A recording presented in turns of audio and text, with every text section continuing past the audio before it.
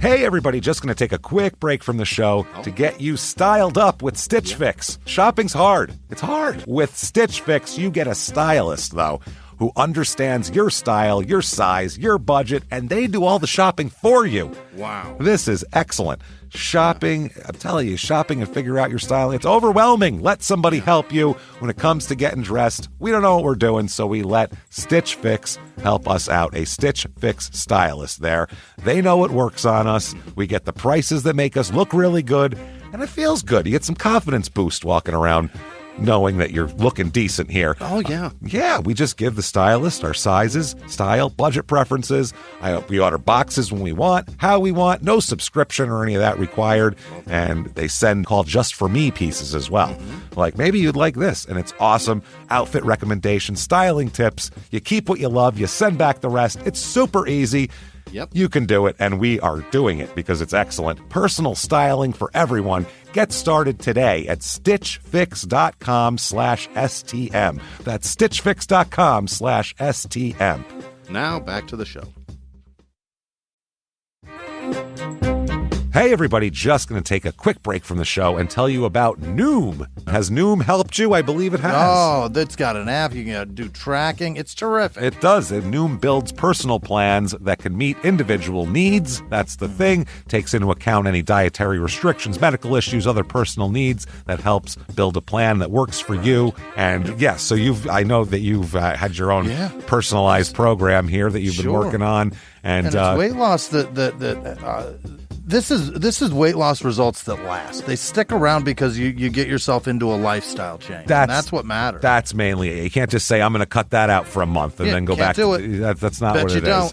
So I'm glad it's helping you. That's great. And it really does. I like the psychology and biology-based approach here. Yeah. Noom Weight uses psychology. That's why they say losing weight starts with your brain, but it also takes into account your unique biological factors, Jimmy. All of your multitude flora and fauna that goes on inside of you there. Sure. Yeah. Stay focused on what's important to you with Noom's psychology and biology-based approach. Sign up for your trial today at Noom.com, Noom.com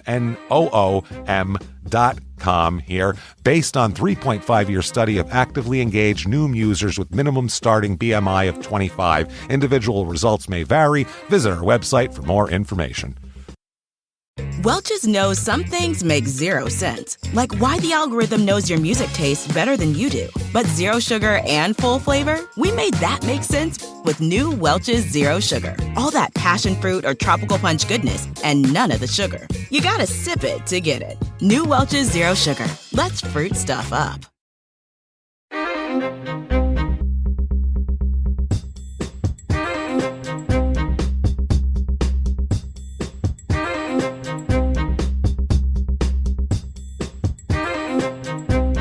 Hello, everybody, and welcome to Small Town Murder. Yeah, well, hello. Yay, hello. I'm James Pietragallo. I'm here with my co-host. Yay, I'm Jimmie. Wow, he's a little off today, everybody, but that's okay.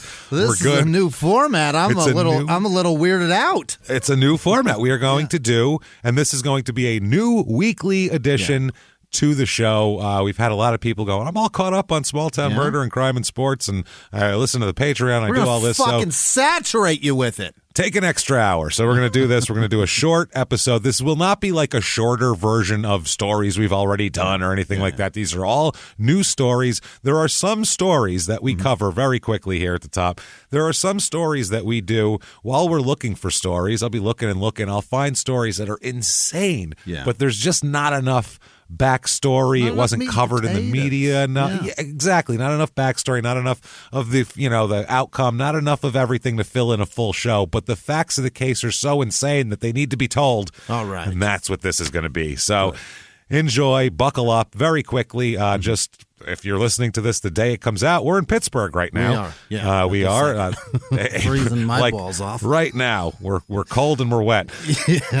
April 8th and April 9th, we are in Columbus. So come out and see that. There's a few tickets left for both shows, so do that. I don't know if they're still left, but as of that I know of. It's very close. You better hurry. It's close. Yeah, especially Columbus. Get in there. So quickly, also, patreon.com/crime and sports. Right. You get all your bonus stuff. You want even more stuff? We got it. You get for $5 or above, you get crime and sports and small town murders bonus. Everything there for $5 this week. Diane Downs for small town murder and a great April Fool's hoax for crime and sports. So check it all out. Let's get into this. Let's do it. Very quickly, we're going to not really do the whole town thing. Just going to give you an overview of the town quick to let you know kind of what we're dealing with. Where are we? This week, we are in, Jimmy. Let's go on a trip, shall we? Well, first of all, before we go on a trip, I think it's time we should clear the lungs, I think, a little bit here. And we should tell everybody. We'll get used to it. Don't worry. It's new. Format. We got a new thing. Let's do it, Jimmy. Let's clear the old lungs and let's shout, Shut up and give me murder. Let's do it, Jimmy. Let's go on a trip, shall we? There we go. Now we're back to normal. Okay. We're going to West Virginia because if you're going to start a new, branch of your series, there's no better place. Let's go the worst place. Whenever I look for a West Virginia case, I find 10. That's the thing about West Virginia. It's almost like they made a state and they were like, in the future, everybody, there's going to be 2 fine young gentlemen making a podcast. Now, they're going to need us to be at our hillbilliest at all times, all right? Now, during murders, during planning them, now you're all going to have to kill each other, all of you. I'm sorry. While under the influence of some kind of maybe homemade drugs, something crazy. Really spruce it up a little bit. Really baffle the Yankee, but the Southern boy is going to be, his head's going to be spinning too. It's going to just baffle them all. That's what I mean. We're competing with California, everybody. Goddamn crazy things going on out there. That's what it is. So this is Elizabeth, West Virginia. Here, this is northwestern West Virginia in the panhandly part of this place. But they got class, so they named the town after the Queen. Well, obviously. Yeah. So now, if we remember, West Virginia looks like you place a chicken, like not a live chicken, a chicken facing forward there, and then you tilted it to the right. That's like at about 2:00. That's West Virginia. This would be in the left leg of the chicken. This is the left leg of the West Virginia chicken here, like real close to the border of Ohio, like 2.5 hours away from Columbus, where we'll be performing on. Anyway, tomorrow night. Tomorrow night. Population of this town, 819 people. And looking it up, too, there is not... tiny. Yeah, there's not like a town and then little towns all around. This is a town, and then there's nothing around it for a while. 800 random-ass people plop down in the center of nowhere. In a holler. That's what this is. This is this is holler and mountain action. And if you're... If it weren't for the show, I'd have no idea why hollers exist and what the shit's all about. I'm so thankful for this. If you're new and not from the U.S. or from part of the U.S. that uses the letters correctly, holler is a hollow, which is a place between two. Mispronunciation. A small valley is what they're getting at there. Like a tiny valley, and then they just call it a holler. So to the point where everyone calls it hollers now. This population here has gone down 30% since 2000. So that's flight, man. They're fleeing this time. There wasn't many people to begin with. It's really coming apart. Unemployment rate is high. It's almost 10% here, Jimmy. Good Lord. 10%. It's like 3% in the rest of the country. It's almost 10% here. That's dangerous. This story is like the Wild and Wonderful Whites of West Virginia would have looked at these people and went, they're trash. Don't go near them. Now, don't let your kids hang out with them people because they're trash. And then they just rattle the pills with them in their backyard. Yeah, don't let their kids shoot Dawn dish detergent bottles out in the backyard at all. The median household income here, Jimmy. Okay, keep in mind, $57,500 in the rest of the country. $19,973 is the median household income. Oh, my God. That is 50% of the people here, 50% make $20,000 or less a year. What? It's how do you do unfathomable. it? There's nothing here. There's not anything here. There's no employment. There's not a lot of places to go. There's not a lot. It's the middle of nowhere. Right? That's how you survive. Well, yeah. There's some in this episode, people are eating some things that you're going to definitely raise your eyebrows at and go, "That's food." Okay. It's an odd thing here, and not to. People are poor. They got to hunt for whatever they can and eat. I go for it. This is just like I don't know what's going on here. Like they haven't. It's almost like it's this little area is like 50 years behind the rest of the country. Yeah, it's weird. Like they're going to put in telephone lines soon. One of these days. They just came through with them telegraphs, and this was like 1973, not 18. They got homing chickens. Yeah, well, I'm gonna send my pigeons. So the cost of living here though is also low. It's a 74 out of 100 being regular or average, but the median home cost is super low. Median home cost here $53,500. Still too much, right? Still, if you're making 19 grand a year, I guess that's tough. But yeah, that's way less than the national average, obviously. And then quick overview of it, and then we'll get right to the murder from the website. This is when you get this tells you kind of what this town's all about. And this isn't a website from 19. This is right on the cover of ElizabethWestVirginia.com. You look it up, there it is. It says, "Welcome to the town of Elizabeth, West Virginia." And then under it, it says, "Welcome to the official website of the town of Elizabeth." Exclamation point. Yeah. This website is intended to provide you with an overview of our town's government and the unique opportunities our town has to offer. Your household median income's less than 20 grand a year. What's your unique opportunity? To be able to eat roadkill? Yeah. For survival? Like, that's not a unique opportunity. How to recycle dental floss. The balls on these people. Whoever's making the website, please take the time to explore our site and let us know how we can better serve our community through this medium. This sounds like it's from the first website ever written. We would like to thank the students of Wirt County High School, the West Virginia Municipal League, and the Community Connect Foundation, the Office of Technology, and West Virginia Interactive for making this website a reality. We hope that you continue to check in with us as we strive to make this website a useful tool for everyone who has an interest in the town of Elizabeth. They've heard about web. So they just found out about the internet They here. sure did. Yeah. And they had to get the high school kids to make it. To show them. Yeah. Where is it? Can I touch it? Yeah. Hold on a minute. What if I want to go in the bathroom with it? Can I put it under my arm? Can I take it with me? Can I take it in there to poop? No? Shit. Well, I can. Okay, well, that's good. It's on my phone. They got folding computers now. How is it on my phone? When I dial a 9, it's got to go tick, tick, tick, tick, tick, tick all the way back to the thing. I don't get how. Yeah. I don't understand how I can touch things. Yeah. Don't worry. Oh, is that a lady's butthole? Uh-oh. So that said, let's talk about an insane murder. Okay, this is 1980 here. We're talking about starting early 1980, which, as you can imagine, how advanced they were back then. In this area, I'm sure it felt like the Depression, probably. People with cigarettes rolled up in their shirt sleeves and the like. So there's a man named Austin Wayne Ledsome, Ledsome, and he met a guy in like March-ish of 1980, a guy he met called Robert Lilly. Yeah. Okay. Now, they met at a place called Kyle's Tavern in Elizabeth.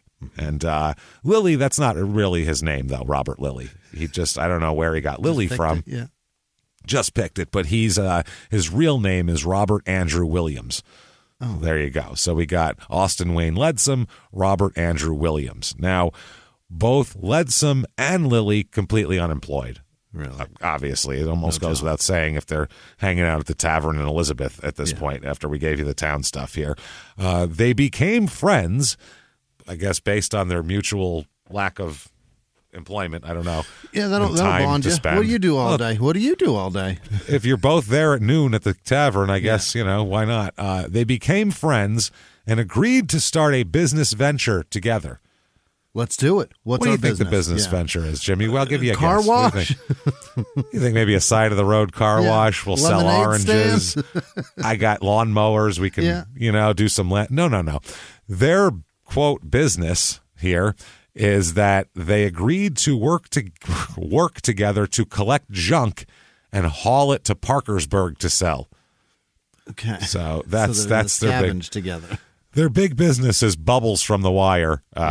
His same kind of moves is what he's doing there. You got a shopping cart, I got energy. Let's go. There you go. And that old house has some copper piping in it. Let's get it out. So I love how the court document, I had to put this right from the court document, quote, they engaged in this business pursuit for the next 2 or 3 days. Stop calling it that. They don't have an LLC. Business pursuit? No. You could call it they engaged in this attempt for anything you want except business pursuit. That sounds like they went down to the town and filed paperwork, and they were worried about who's the stock division of stocks. You got a tax ID number, all that shit. One of us is going to have to. We have to put somebody down as a managing partner. None of that's happening. These are two drunks in a pickup and I'm truck. COO? What are we? Hold on. I need my roles clearly defined. Okay, I can't work like this. Co-managing partners of is that metal? We can recycle it. He gets all mad. I can't work like this, and he loosens his tie as he walks away. He's very upset.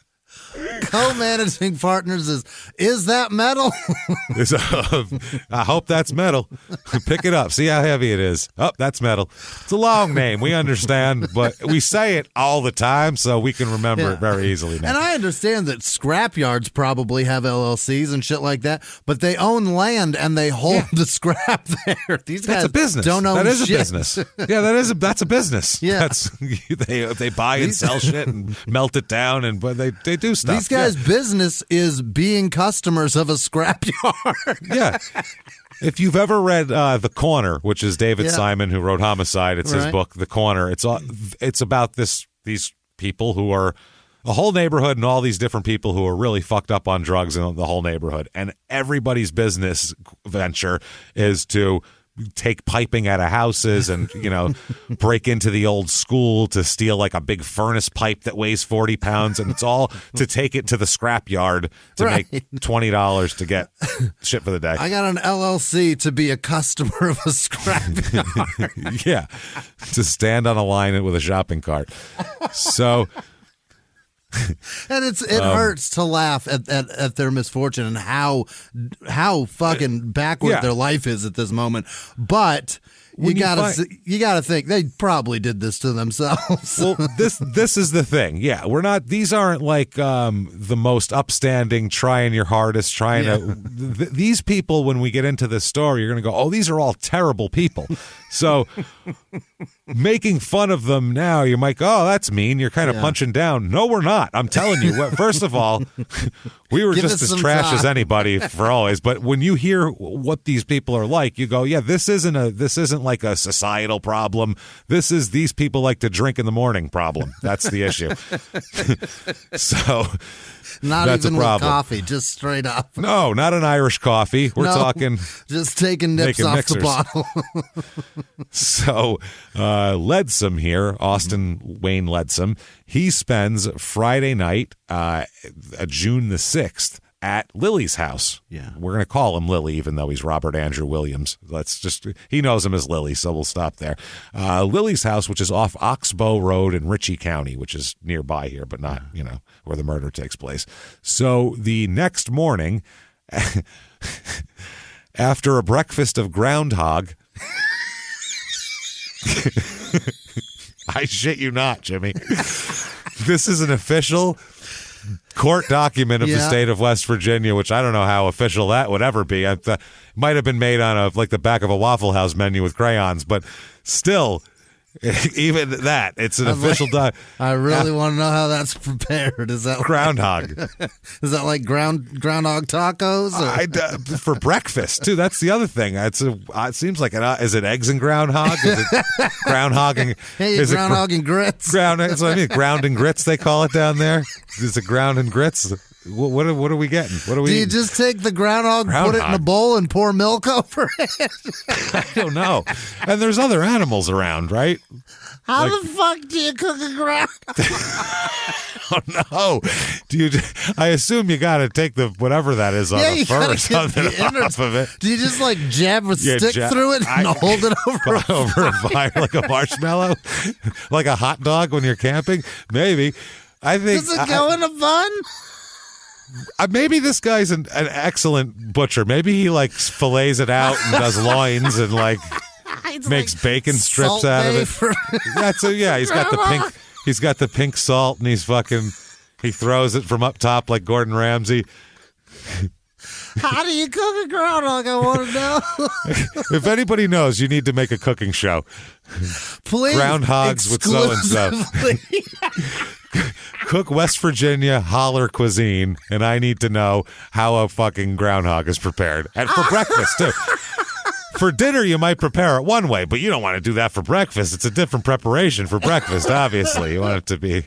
If you went to a friend's house and they said they were having dinner for you, and you showed up and there's is it a recognizable groundhog on the table? Sure. That's what I mean. Is it just cooked on a stick, or is it...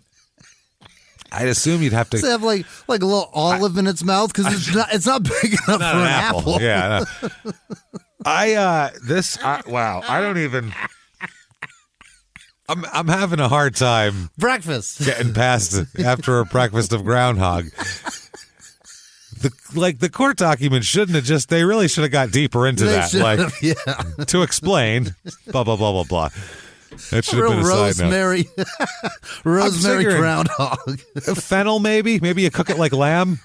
I don't know. A little fennel, maybe with a little mint when you're eating it, like an old school... I don't know how you'd cook fucking groundhog. I really don't. You put tzatziki on it? Maybe. I'm thinking you would slice it thin and then fry it. So it would be... Probably, yeah. It would be the least... reprehensible, I would imagine, because it's a groundhog.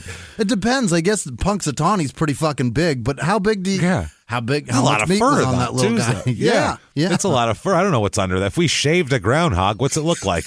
You know what I mean? I've never seen a shaved groundhog. Somebody catch a groundhog, shave that fucker. Shave that motherfucker. Let it grow back, but keep shave him it so and it take grows. some Don't pictures. send him out in the woods to die while fucking shaved. You got to keep him and take care of him until it grows back. This is a long assignment we're giving you right now. This isn't like an overnight thing.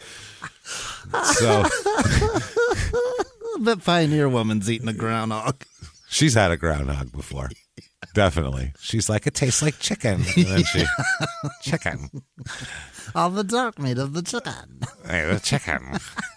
So, with her all right, dangling. I'm sorry. No, it's a groundhog for breakfast. What are you talking about? How do you do it? This isn't something you just go. Then they had groundhog for breakfast. Then they went out here. Imagine if we just stopped and went past that. Just kept going like that's just normal. Kept going. Yeah.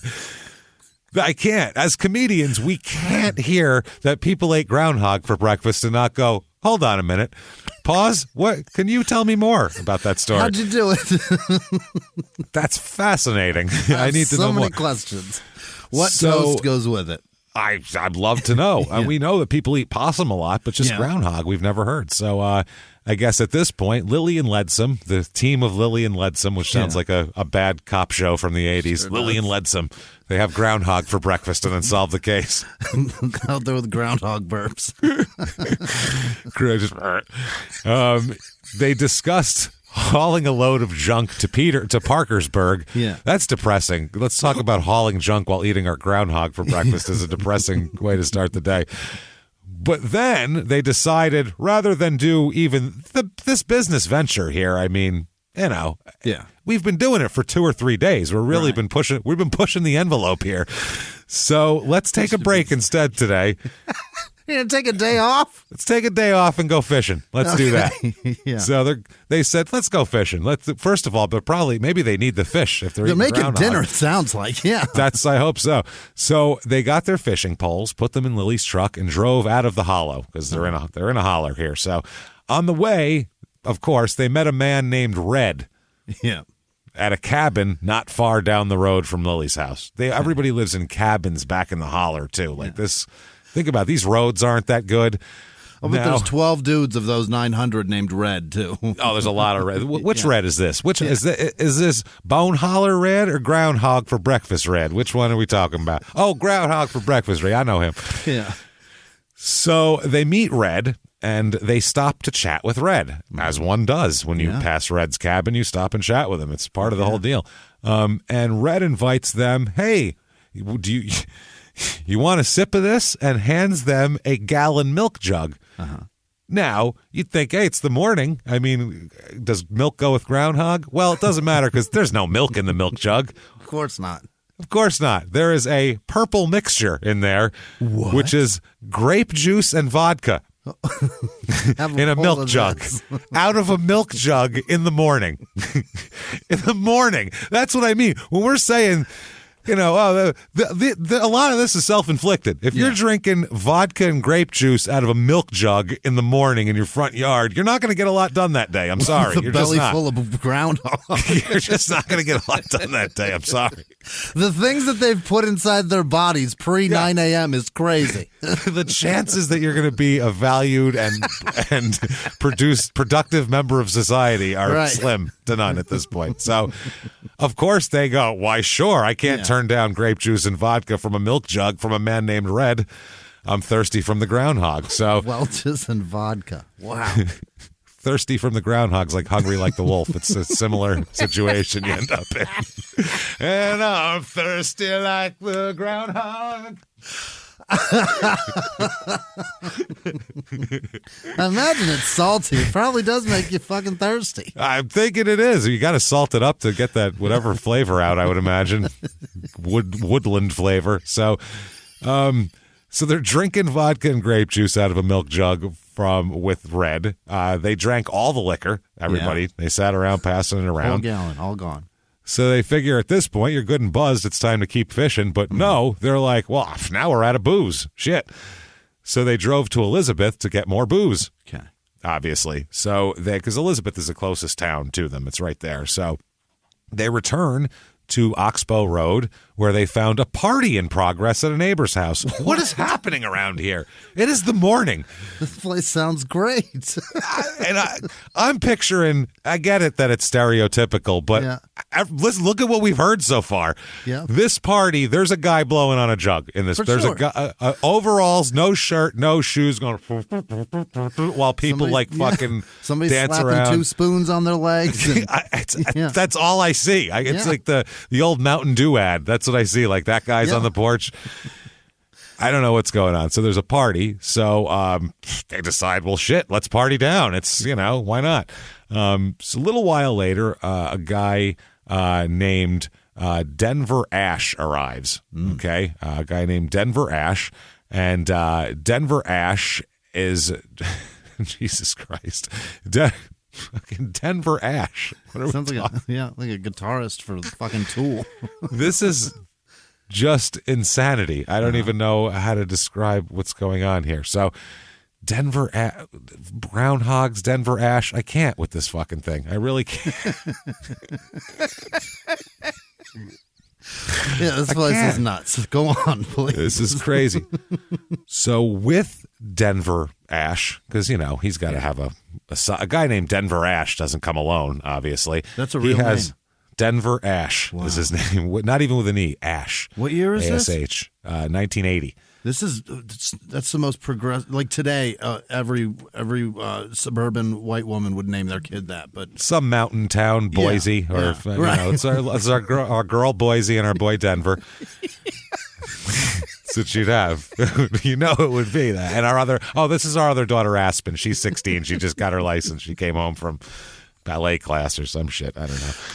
So we already picked the name for the baby in my belly. This is Breckenridge. You may meet her in 3 months. Absolutely. Breckenridge Magnolia is his name, full name. So with Denver comes Nelson Clark Ashcraft. Yeah. Ashcraft is his name. So Nelson Clark Ashcraft. Anyway, Ashcraft and Denver Ash. So Ash and Ashcraft show up. No. This is confusing. And they were drinking and apparently fucked up. They're all drunk already, obviously. Why not? It's 10 a.m. Let's get hammered. So Denver Ash was vomiting. He's throwing up and all this type of shit. Ashcraft purple vomit. No, he didn't. He wasn't there for the vodka. That was Lillian Ledsome. Welch's vodka party. Yeah, that was Lillian Ledsome that had the Welch's grape and vodka out of a milk jug deal. This is just the new party, and people are already so hammered they're puking. A different party where strangers, more people. So everyone in this holler is shit-faced by noon is what's going on here. And then you go, how come the median household income's $19,000 a year? Because everyone's falling down drunk before noon. That's why. Because Nelson Clark Ashcraft fell down from being drunk. Oh, my God. Missed a wall and meant to lean on a wall and fell down. So Ledsome, our guy here from the beginning, Ledsome picks him up. So helps him up. So Ash and Ashcraft stay at the party for a while, then drive off in Ashcraft's truck. He's so drunk he can't stand. He's so drunk he fell over, and his buddy's puking all over the place. And they're like, well, time to drive home now. And they just... We've had enough. Time to go home. Not even a thought. Isn't that fascinating? We've had enough. There's been consequences to our behavior. We should get in the car and go home. Well, let me find my keys. That's your reaction. I'll get out of your hair. Hope I got enough gas to get home. All right. My groundhog's getting cold. My wife just called. So, about 5 minutes later, after they had left, Lily and Leadsom are. So we have Ash and Ashcraft and Lily and Leadsom. These are amazing pairings. This is great. They leave the party to take Red back to his cabin. Yeah, Red's over there. So they drop Red off. Lily and Leadsom then say, "Well, let's go on fishing now." They took like a 2-hour, 3-hour detour from let's eat groundhog, let's go fishing. Hold on, purple drink. Hold on. Fucking party time. Okay, so I've helped drunks up. Now I'm ready to catch some walleye. Here we go. So they do that. But first, they decide that we got to stop at Smitty's Tavern in McFarland to pick up a little more beer while we're fishing. We're not drunk enough. Purple drink. You're fine. You've had purple drink and whatever was at this party. You'll be all right. Just hang You're out good. with whatever buzz you've maintained this far. So you want to hear it get weirder? Okay. Yeah. Want to hear about the next party? Because the next party is way different. Well, they go butterfly picking for appetizers? You'll never guess this party.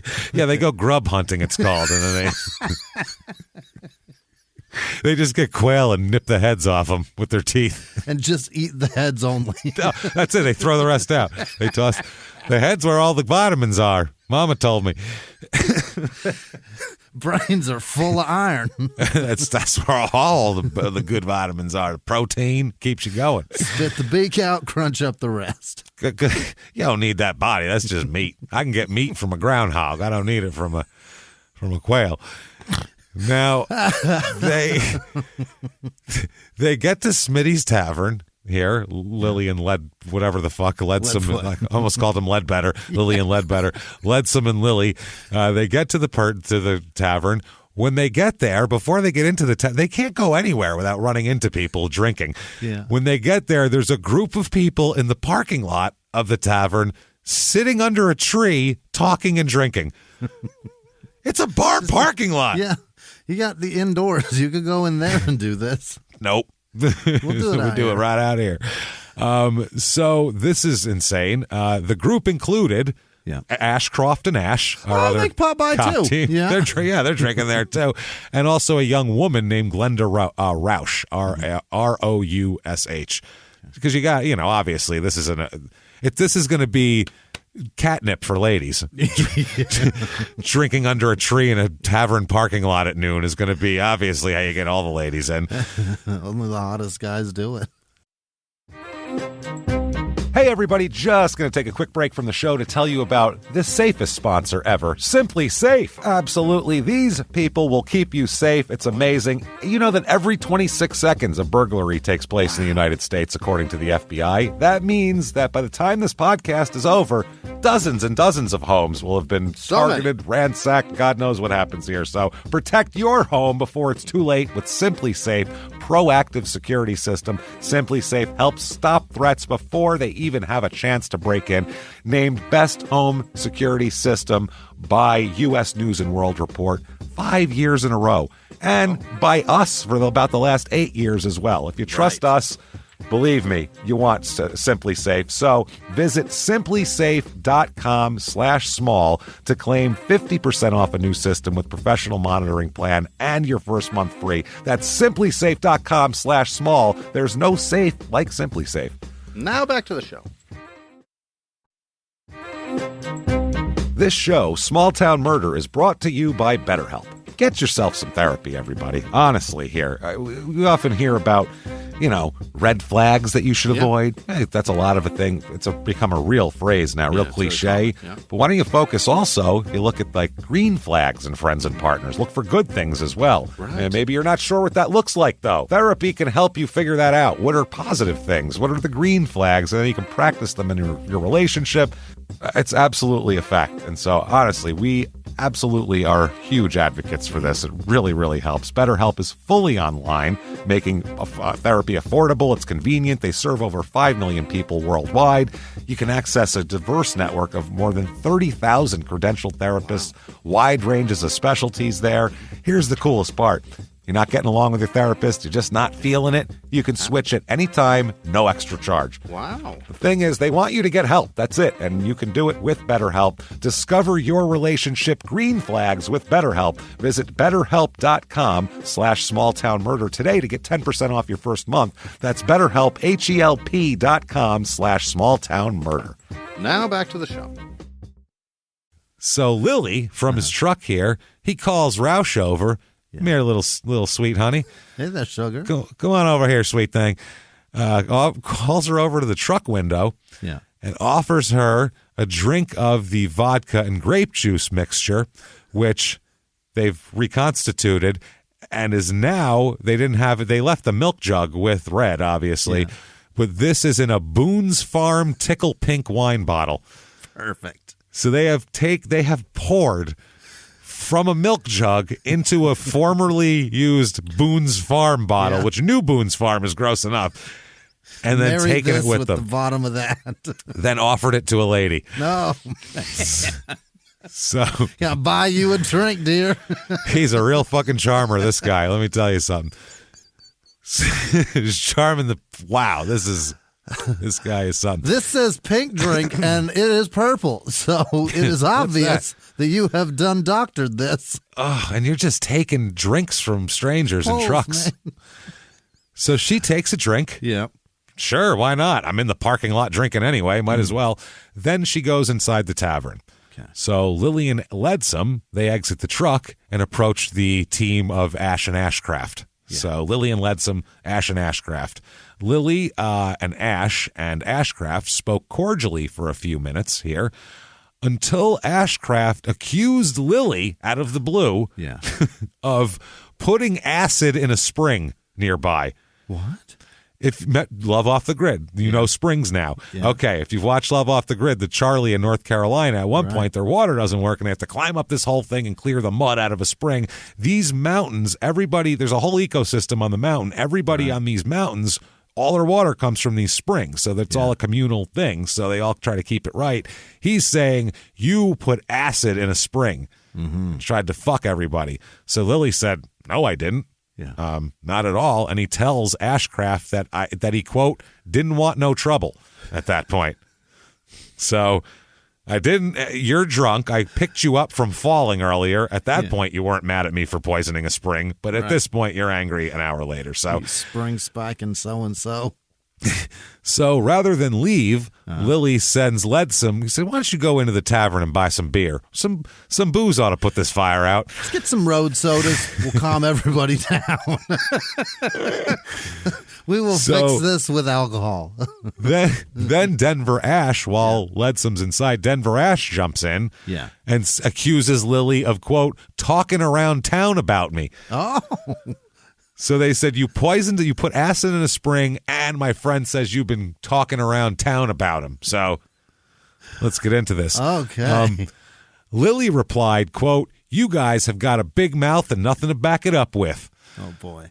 This is, you don't want to fight a man who's had Groundhog for breakfast. That's hunger. we talk a lot about in a boxing episode of Crime and Sports how the boxers have to be hungry. Some CEO's kid isn't going to be a great professional boxer. You have to be literally hungry. Like, I need this so I can eat to be a great boxer. And you don't fight a man who had Groundhog for breakfast. You just don't. I'm sorry. That man is hungry.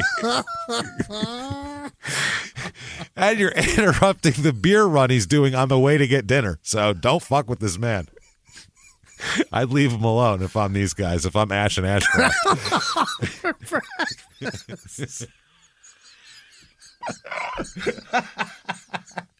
And I'm fucking. I'm so curious I'm laughing about. so hard, I'm snorting. I can't stop. I want the recipe. I got to know the preparation. No, He just microwaved it, didn't he? They don't have a microwave.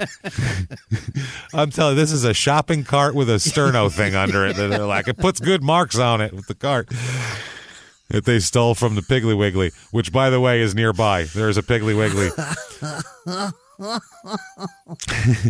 So this is crazy. He had to say it, right? You want to fuck with me? I had groundhog for breakfast. I got a belly full of groundhog and purple drag. I'm the man you don't want to mess with. I'm ready for you, boy. I have friends whose names are just colors. Do you understand? Don't mess with me.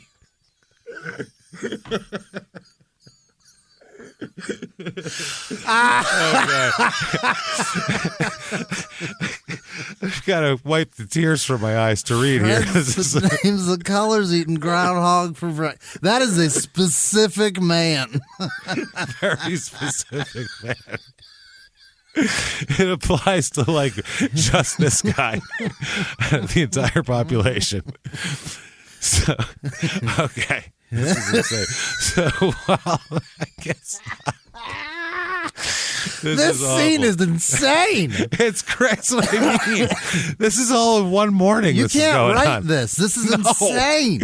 People sometimes will say, like, did you make some of that up? No. How? No. How are you going to get to groundhog for breakfast? What am I, Stephen King? I don't have that guy. You No, crazy? you believe that? Good God. So Leadsom is inside the tavern purchasing beer while all this is going on outside. He ran to the door to see Ashcraft shooting at Lily with a .22 pistol. Oh, my God. Yeah, Lily was at that moment holding his leg, the back of his leg, and yelling back over his shoulder, said, quote, "A man who shoots me in the back is a dirty son of a bitch." Which you can't argue with that. You really can't. Yeah, right. He's a very practical man. Groundhog for breakfast, dirty son of a bitch shoots me in the back. He's very practical. I'm hungry, I'll go fishing. He's just practical. So... now, the gun runs out of ammo. I don't know if this wasn't a fully loaded. 2 shots, A couple of shots in there. The gun runs out of ammo. So Lily then fucking limps back over there, holding his leg, shot with a .22 in the leg, and twists the gun out of Ashcraft's hand. Give me that gun, you son of a bitch. Holy shit. Don't mess with a man who had possum for breakfast or who had groundhog for breakfast. Just don't do it. Don't. He's a bad man. He just... when someone shoots you, you don't go, "A guy who will do that's a dirty son of a bitch." You try to get away. He's shooting at me. Fucking run. Duck. So he twists it out of his hands, throws Ashcraft to the ground, and beats him about the head and face with his own gun. Man, absolutely. With a bleeding gunshot wound. He's just beating him with his own gun. Keep in mind, this guy was so drunk he couldn't stand at the last party, so his aim isn't very good, and then he's a mess anyway. So these are just, I would pay to watch this scene happen. Like in a movie, I'd pay to watch it. I don't want to see real people. Yeah, I want this scene to play out in a movie because I'll watch it over and over and over again. So... Denver Ash then comes in and tries to help Ashcraft. So Lily hits him with the gun, knocks him out too. Awesome. Fuck you, pretty boy name. At this point, Glenda Rausch is outside the tavern. She takes the gun away from Lily. Like, what are you doing? Grabs it. Stop that, yeah. He grabs it back from her. Give me that. So Lily and Leadsom then get back in their truck to leave. Well, that's done with that. As Lily was starting the truck, Ashcraft gets up off the ground and says, quote, "If you come up on the hill tonight, you're a dead man." What? With a bleeding head wound. Keep in mind, Lily is shot in the leg, okay? Right. So and Ash just did it. Yeah, he's threatening him. So Lily and Leadsom return to Lily's house. Fishing is off now, by the way. This is we're plan aborted. At least there's one logical thought to be had today. Yeah, well, they take his .22 pistol with them too. They For stole, sure. Yeah, they take Ashcraft's pistol. Yeah. They go back to Lily's house to look for ammo for said pistol that they just took because it's empty. Okay. Enter Lily's girlfriend. The man who eats groundhog for breakfast, then has purple drink and fights in taverns under trees before noon, has a girlfriend, everybody. So I'm telling you, when they say there's someone for everyone, there is someone for everyone. Be patient. Be patient. Candace Rohe enters the fray here. Mm-hmm. She's home when they arrive. Lily appears angry, obviously, and he told Rohe, Candace here, that goddamn Ashcraft shot me, and he removes his pants to show her a gunshot wound in his right ass cheek. Right in the ass. So now he's got his pants down with his ass out with a gun. This couldn't be more comical if Mel Brooks wrote it. This is ridiculous.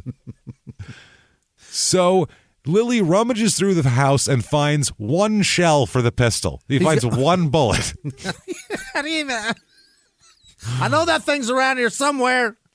Which he puts in the gun and then shoots the gun into a china cabinet for some reason. In the house? In the house. Puts it in there, pow, shoots the china cabinet because he's mad at someone else. So Lily tells Candace that he's going to, quote, he's going to go get that son of a bitch Ashcraft, and that he was, quote, tired of Ashcraft trying to run me off this hill. Trying to run him off the hill, Jimmy. We can't have that. You can't run a man off his own hill. This is ridiculous. God forbid. So after Lily and Leadsom left in the truck again, Candace phones Glenn Johnson, who lived down the hill from both Lily and Ashcraft, because they both live up on this hill. This is a mess. And told him to, quote, get Ashcraft out of there because Lily's coming to kill him. He's coming to shoot him up with what? I don't know, because he found a bullet and shot it into the china cabinet. So he's already wasted all of our ammo that consisted of one round. Yeah. So they get to someone's house. Lily and Leadsom continue to search for more bullets for the pistol. Okay. They're just, anybody got 22s? So there's a store somewhere by, right? Well, they drive to Ernie's Quaker State on Route 40. Ernie's on Route 47. They pulled into the parking lot just as Leadsom was started to get out of the truck. Ashcraft and Ash pulled in. Well, for the love of Christ, they're at Ernie's too. They're running into each other all over the place. I don't think there's a lot of places to get things around here. This town might be too small. I think it might be a little small. When they saw them, Lily pulls out the unloaded pistol and points it at Ashcraft. Yeah. And he pulls the trigger several times. It's an empty gun. But keep in mind, everyone's had a lot of booze already in the day. So Ashcraft and Ash back their truck out of the parking lot and leave the station. Ash is driving. Oh, no, it's unloaded. Watch out. Leadsom then enters the gas station to buy shells for the pistol, but then he finds out, it's a gas station. They don't sell fucking ammunition here. It's a Quaker State station. They don't have ammunition at the Quaker State station. Duh. Does that fire 10W30? Y'all got bullets? No. Yeah. You can oil up your gun. So it gets even more interesting. So as Lily and Leadsom are driving down Route 47, they come upon Ashcraft and Ash driving slowly in front of them. They can't get away from these people. Ash begins weaving the truck from one lane to the other to prevent them from passing. He's doing that shit. Yeah.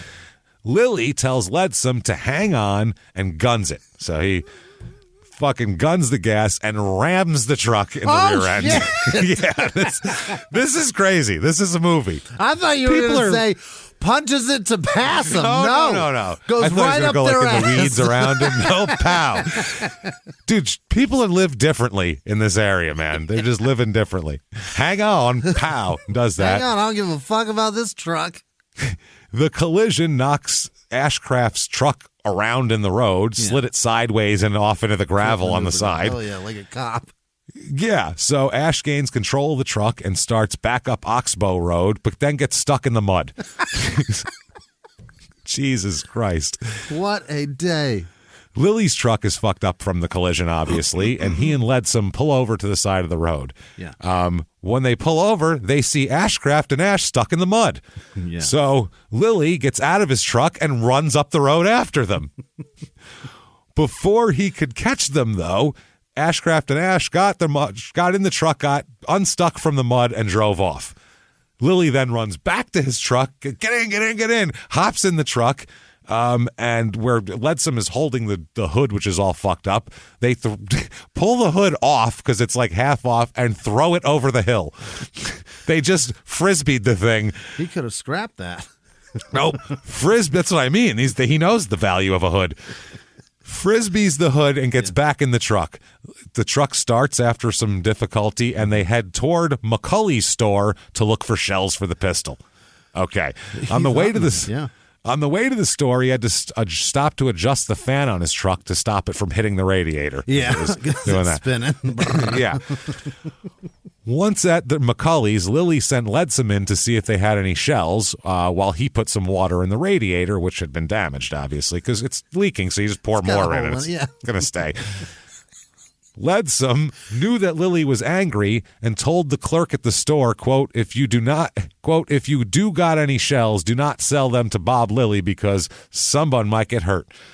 Okay, so Lily then drives to the house of a friend who thought that maybe they have some 22 shells. Right. They went inside and Ledsome retrieved some water to put in the radiator again because it's going to be every 5 minutes. Yeah, you need a new radiator, sir. So Lily comes out with a box of 22 hollow point shells. Terrific. He loads the pistol and shot around into a tree. He just loves to test the gun, make sure it's working. It keeps working, yeah. Reloaded the gun, and they left in the truck. Okay. In the meantime, Ash and Ashcraft were seen back at Smitty's Tavern, the scene of the original fucking melee. The Ashcraft now has an AR-15 is what he's got. He now has a fucking automatic, like an automatic military style deal here. Not automatic, but semi-automatic and whatever. So when asked by a friend, what are you doing with the rifle? He said, quote, I'm going to shoot them goddamn motherfucking sons of bitches. That's the quote from like 8 people who heard that. These goddamn motherfucking sons of bitches. He then went in the door of the tavern, Ashcraft, with the gun, with a presumably. rifle. Jesus Christ. Glenda Roush at this point is across the street from the tavern in the parking lot of McFarland's Market talking with some friends. Everyone's just hanging out in parking lots in this town. She saw Ashcraft leave the front steps of the tavern carrying the rifle. He went into a tavern with a rifle, with a fucking assault rifle. He can't then do that. Walked across the road to get into his truck where Ash was waiting. One of Roush's girlfriends, Glenda's girlfriends, joked with Ashcraft that it was her birthday, and he quote, ought to get rid of that old gun so we could all have a party. Okay. So he puts the rifle behind the seat of the truck and puts a clip in the glove box, right? Okay. Puts the magazine in the glove compartment. So Ashcraft is now, quote, in somewhat of a better mood, apparently, and agreed that Ashcraft, Ash, and Glenda Roush would go to Ash's house to have a drink and fix something to eat. You know what? I got some fresh possum back there. I have an aardvark that I've been saving for a special occasion. It is my birthday, and wouldn't you know it, I just hit a raccoon. I just hit one. So they headed down the road toward Oxbow Road. When they passed the Quaker State Service Station, they saw Lily's truck sitting outside. Mm-hmm. Someone commented, there's your buddy, but Ash was driving and he didn't stop. Okay. So Ashcraft, Ash, and Glenda continued driving on Route 47, turned onto Oxbow Road, and then up the hill next to Glenn Johnson's cabin on a private road leading to Lily's cabin. So this is way the fuck back there. Yeah. They blocked the road, stopped, and it's a one-lane dirt road. Immediately, right when they stopped, tearing ass in there, Lily and Ledsome pull in their truck there, and they pull behind. Ledsome said that the engine in Lily's truck died when they pulled into the road. That's it. It died right then, which is believable because they have to put water in it every 5 minutes. Glenda Roush said that Lily rammed his truck into the tailgate of the other truck, so they smashed into them again. Okay. So Ashcraft gets out of his truck with the automatic rifle, and Lily, using the truck door as a shield, like a fucking cop at a bank robbery, gets out of his truck holding the pistol. The big dispute is who shot first, because it just turns into a fucking hail of gunfire between these. Oh, it's a shootout from 10 feet away. Your truck backs in, hits somebody, he gets out. The distance between the doors is 10 feet. Yeah, it's right there. This is insane. So a witness inside of Glenn Johnson's cabin said that the first shots had the sound of a high-powered rifle, not a small-caliber gun. However, another witness at another house down the road said the smaller gunshots started first. Who knows? And then Miss Roush said she didn't know who started what, but she said, quote, everybody started shooting. So several of Ashcraft's shots had broken the windshield of the truck, and there was glass and debris. I mean, this is like a fucking action movie. Crazy. Yeah. Leadsom told Ashcraft to push in the clutch so the truck rolls down the hill. Okay? Why they're talking now at this point. So Lily does so. I'm sorry, Leadsom told Lily to push in the clutch in order to roll the truck down the hill. Now Lily did so, but he couldn't see where it was going, and it rolled into a ditch by the side of the road. Yeah, because it's going backward.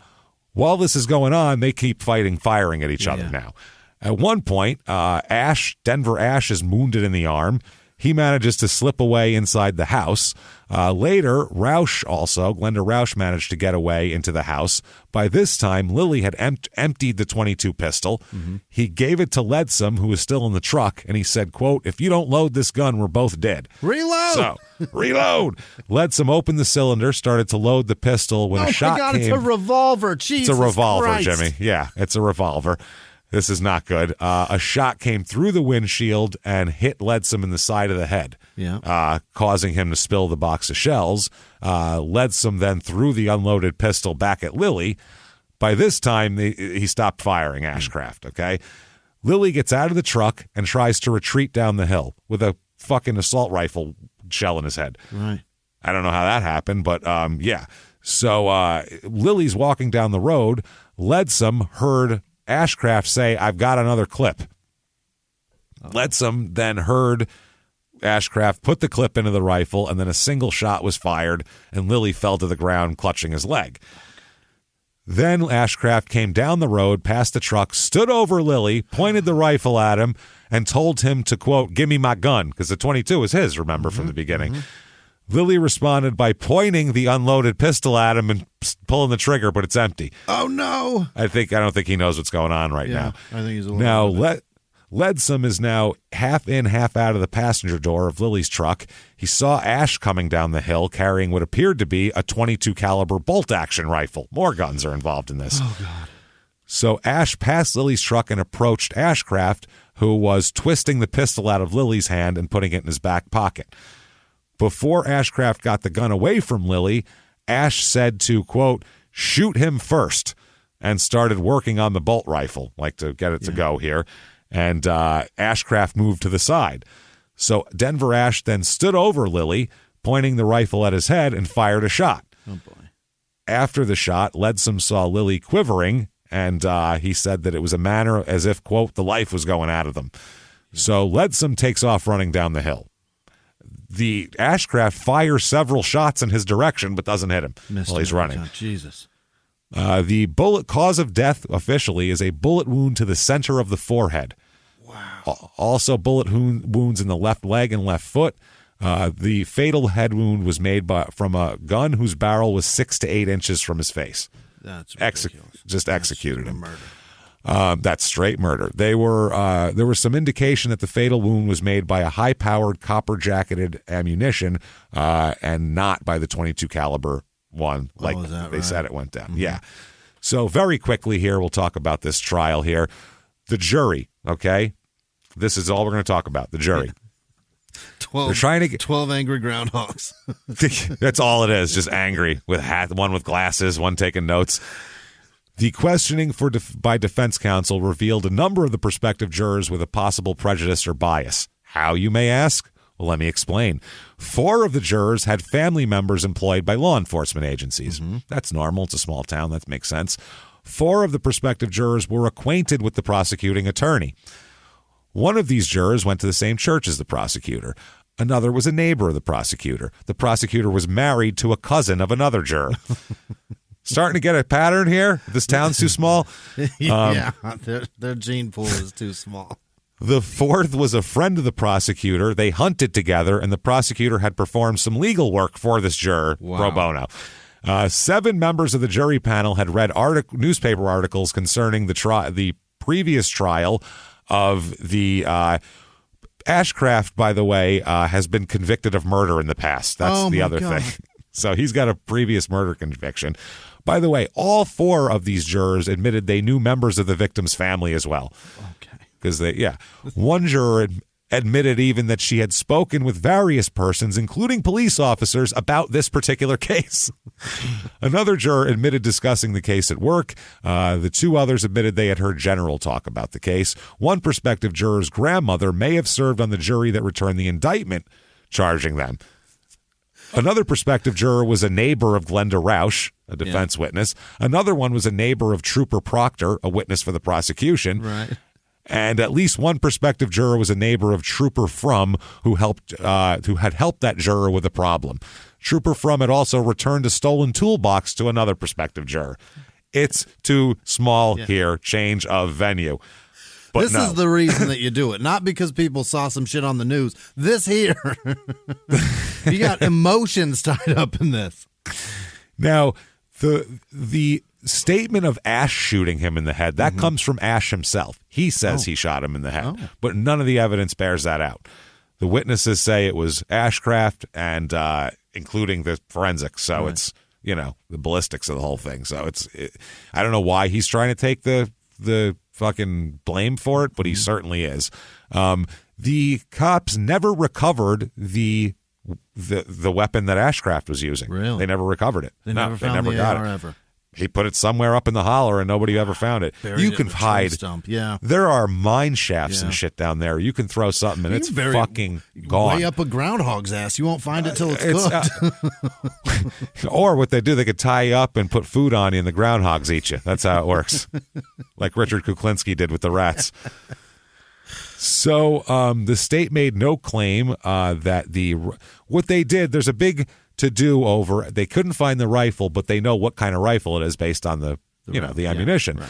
So at the closing arguments, the prosecutor held up that kind of rifle and said this was the type of gun he was using.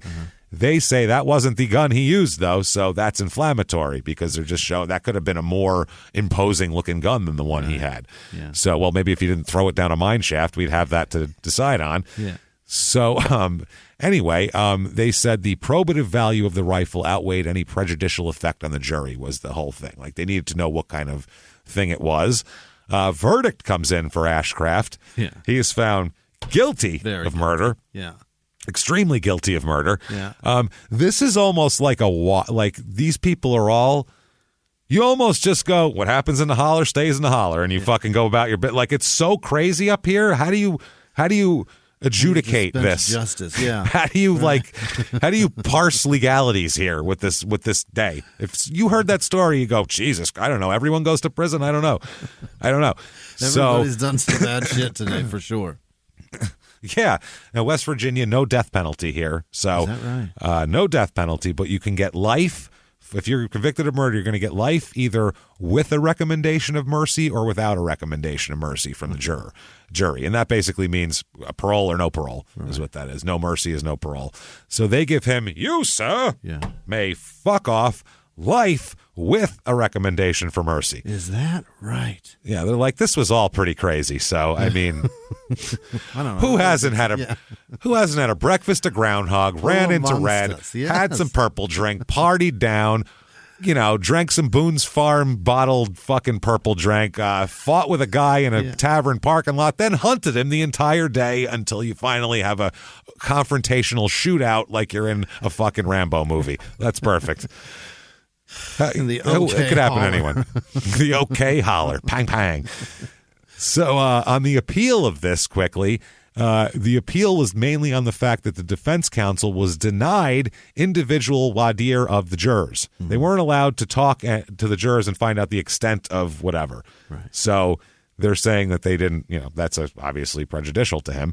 So the appeals court says, because the trial court abused its discretion in denying the appellant's request for individual voir dire of the jury panel, we reverse the conviction and remand the case for proceedings consistent with this opinion. So reversed and remanded.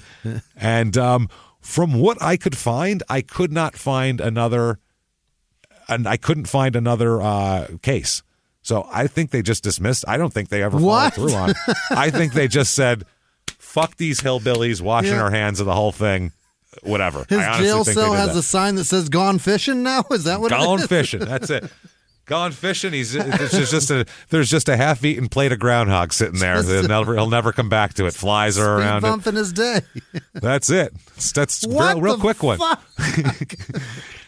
That's Elizabeth, West Virginia. Everybody. That's the case. Holy shit. That's too short for a regular episode, but it's too incredible. That's why we're doing this show in a shorter version with these, so you can hear cases like that are fucking insane, and you need to hear them. So that said, welcome to our new format. Welcome to Small Town Murder Express. Enjoy your groundhog and purple drink, and eat all your groundhog. Eat kids. If you don't eat all your groundhog, you're getting no dessert. Okay. So you don't eat up all your groundhogs if you don't eat your groundhog. Eat your groundhog and listen to Small Town Murder every Thursday. Listen to Crime and Sports every Tuesday. And listen to this every Friday when we put it out. And keep coming back and seeing us. Patreon.com/Crime and Sports is where you get all of your bonus stuff. Yes. Follow us on social media. Of course, we are at Murder Small on Twitter, at Small Town Pod on Facebook, at Small Town Murder on Instagram, and go to shutupandgivememurder.com right now for tickets for all throughout the whole year and merchandise and everything else. There we go. That said, Let's go, I think we're done. Let's do this. Everybody, enjoy your groundhog. Bye.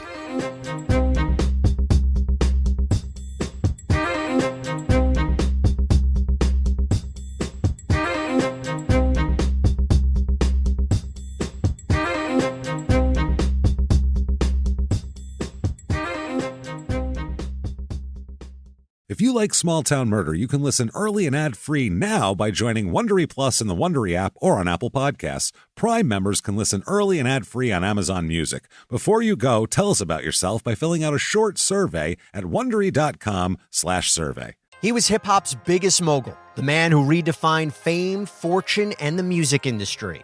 The first male rapper to be honored on the Hollywood Walk of Fame, Sean Diddy Combs. Diddy built an empire and lived a life most people only dream about. Everybody know ain't no party like a Diddy party, so. Yeah, that's what's up.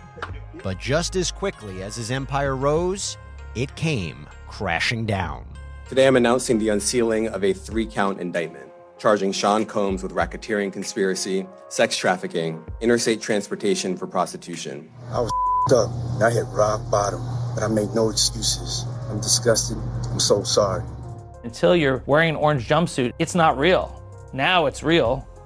From his meteoric rise to his shocking fall from grace, from law and crime, this is the rise and fall of Diddy. Listen to the rise and fall of Diddy exclusively with Wondery Plus